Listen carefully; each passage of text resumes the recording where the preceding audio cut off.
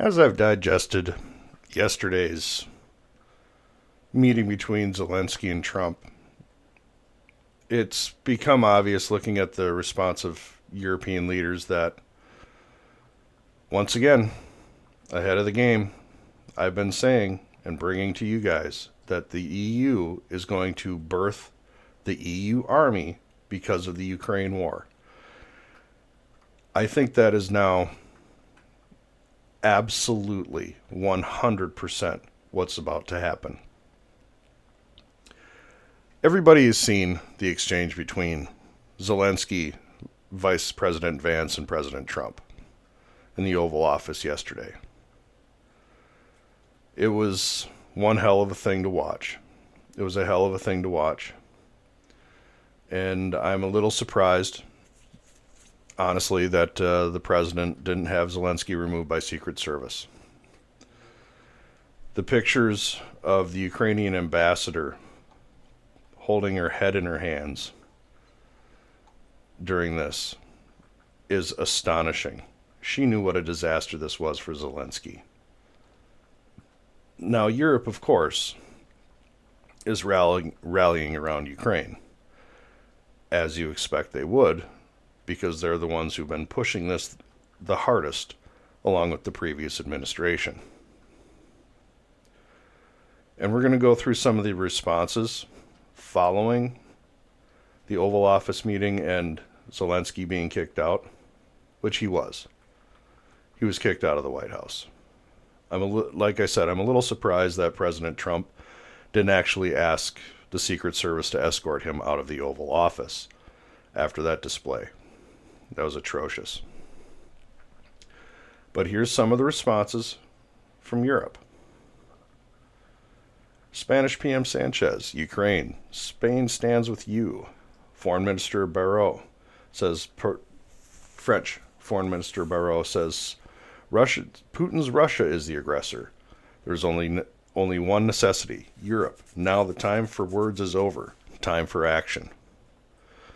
German Chancellor Scholz, Ukraine can rely on Germany and Europe. EU's von der Leyen, be strong, be brave, be fearless. You are never alone, dear President Zelensky. Lithuanian President says Ukraine will never be alone.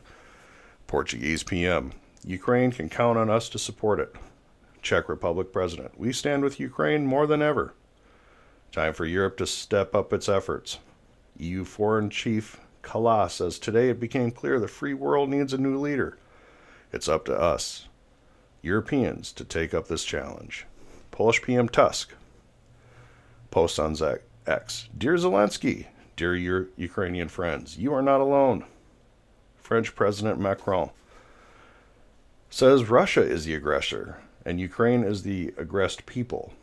We are all right to help Ukraine and sanction Russia 3 years ago and continue to do so. Chucky Schumer, Trump and Vance are doing Putin's dirty work. To me, you don't need to throw Chuck Schumer in there. If Trump and Vance came out and said the sky is blue, Schumer would come out and say it's actually a shade of red. He's just a fool. The Atlantic's David Frum was mega triggered, writing, Trump and Vance have revealed to Americans and America's allies that their alignment with Russia and their animosity towards Ukraine in general and its president in particular. The truth is ugly, but it's necessary to face it. He's not the president of Ukraine. He's currently the person in charge of Ukraine. He canceled elections, so he's not really the elected president, is he? In the United States, we've held elections in wartime. On the other hand, Deputy Chairman of the Security Council of the Russian Federation Medvedev posts on X, the insolent pig finally got a proper slapdown in the Oval Office. And Trump is right. The Kiev regime is gambling with World War III, adding for the first time, Trump told the truth to the cocaine clown's face. There's been rumors for quite a while that Zelensky enjoys the blow. And I guess that's neither here nor there. It doesn't really matter. What he did blow was his future. That's what he blew. He blew his future. And when you lose Lindsay, that means you've lost. Because Lindsay ain't never seen a war that he didn't want to go and masturbate about. But perhaps the biggest indicator that Zelensky is screwed up came from big state tentacle Lindsey Graham, who walked out of the White House and said, "I have never been more proud of the president. I was very proud of J.D. Vance standing up for our country." Graham then slammed Zelensky, saying, "The way he handled the meeting, the way he confronted the president was just over the top," adding, "What I saw in the Oval Office was disrespectful, and I don't even know if we can ever do business with Zelensky again." So, that's why I haven't done a lot of videos on Ukraine, because I've kind of thought that Zelensky is irrelevant now. He's been made irrelevant since the election. He might have been the one calling the shots over Biden, but he sure the hell ain't doing it over Trump.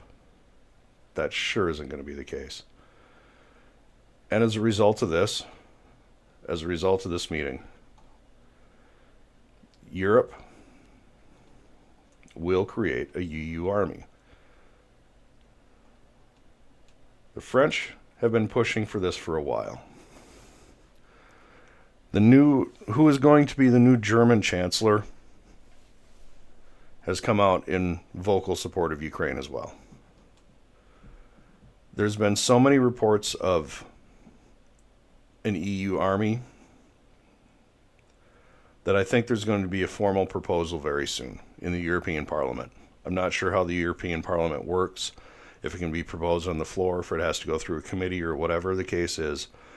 But I fully expect a European army with all member states of the European Union obligated to contribute a certain percentage of their GDP to this European army, who will have joint European commanders.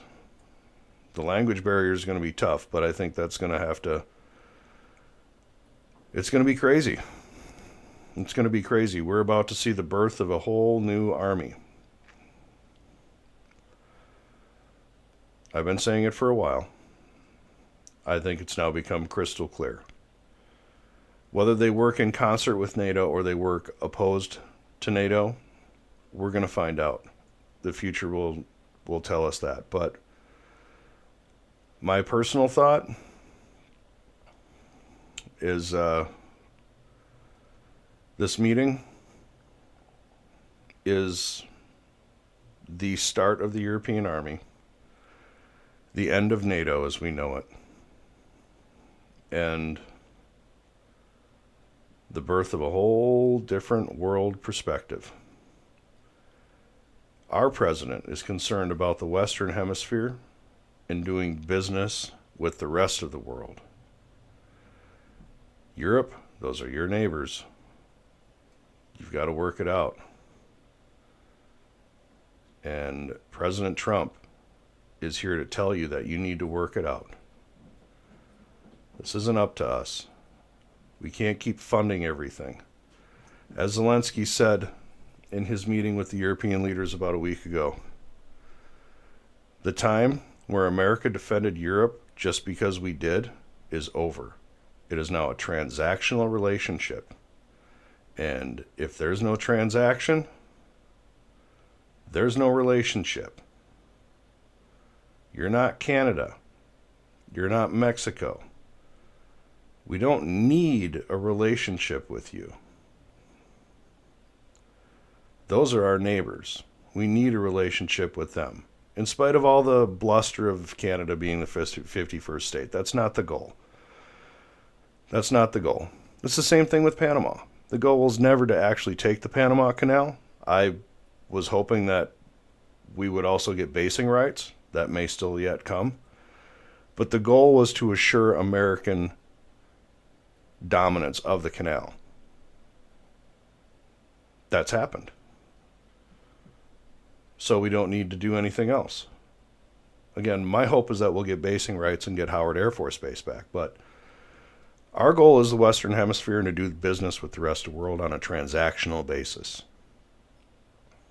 As President Zelensky said, as the person in charge of Ukraine, Zelensky said, the days of America defending Europe just because we did are over. No truer statement. That's going to be a statement that lives. That's going to be a statement that lives in time. That's going to be a historical statement. But I think this meeting has assured the birth of the EU army. And I'm going to do another video in regards to just the meeting itself and how it's going to affect Ukraine. But as this channel has said, the European army is on its way. I think it's now clear the Europeans are headed in that direction. And they're almost coming out and saying it. Expect a proposal in the European Parliament soon to that end. And to that end, that's all I got. I do appreciate you coming in and listening. I hope you hit the like and subscribe. Maybe even share it with a friend. Until next time, we'll see you next time.